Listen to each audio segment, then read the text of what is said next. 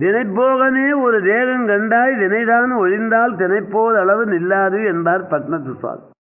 இந்த உடம்பு வினையினால ஆன உடம்பு. எது வரைக்கும் எண்ணெய் இருக்குமோ அது வரைக்கும் விளக்கெறியும். அப்படி வினை இருக்கிற வரைக்கும் இந்த உடம்பில உயிர். வினைதான் ஒழிந்தால் தினைப்போல் அளவு நில்லாது.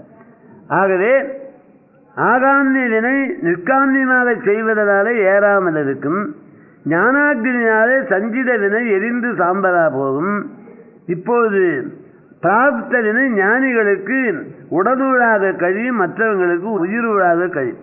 உடம்பு துன்பத்தை நுகரும், ஆனால் அவர்கள் விலகி இருப்பார். ரமணருக்கு ஆபரேஷன் பண்ற போது புலர்பாரம் வேண்டியதில் நான் சும்மா பார்த்துங்கிறேன். உடம்பு வேறு தான் வேறாக ஆனவர்கள் ஞானிகள். இந்த உடம்பு துன்பத்தை நுகரும், ஞானிகள் நுகர மாட்டார். அருணகிரியார் சொன்னார், சொன்ன கவுஞ்ச விரியூடுருவ துளைத்த வைவேல் மன்னா